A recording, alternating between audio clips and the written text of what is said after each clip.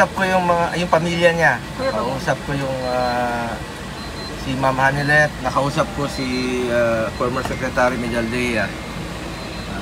Nandun daw sila sa loob ng kampo sa Villamor. So inaantay namin makapasok po ngayon. Sir, ano lang sabi sa inyo? Pagkababa ng eroplano, kinuha na siya ng Interpol, gano'n? Hindi ko alam kung sinong kumuha sa kanya, pero may mga pulis.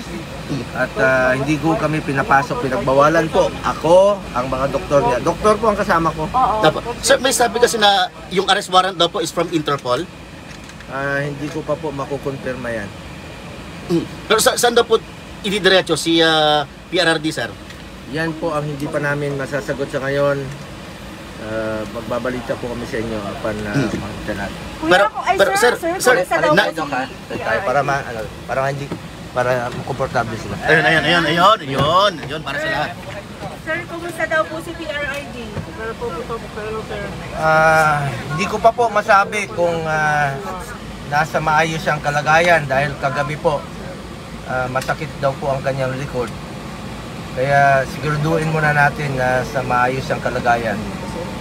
Dito po yung mga doktor niya, saka yung medical team.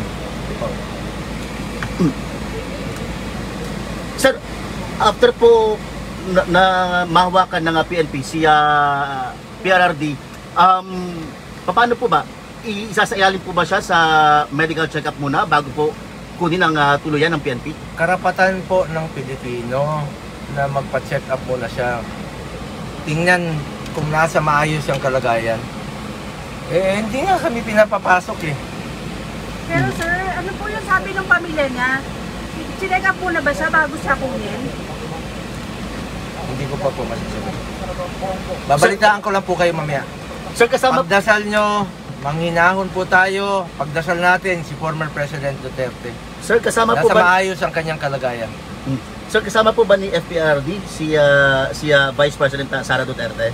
Sa pagkaalam ko, hindi po yata. Sir, sino lang yung kasama niya ngayon na immediate na maalalay sa kanya? Anak niya, apo niya, at yung kanyang nurse, at saka si former Secretary Medialdea.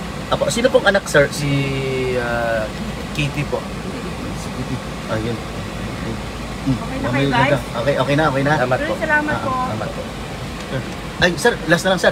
Against his will po yung pagka-aresto kaya PRD?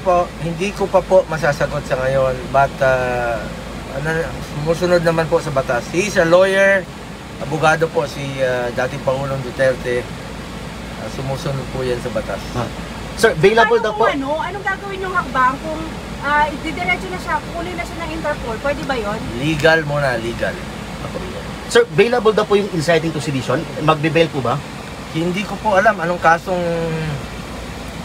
sinampa sa kanya.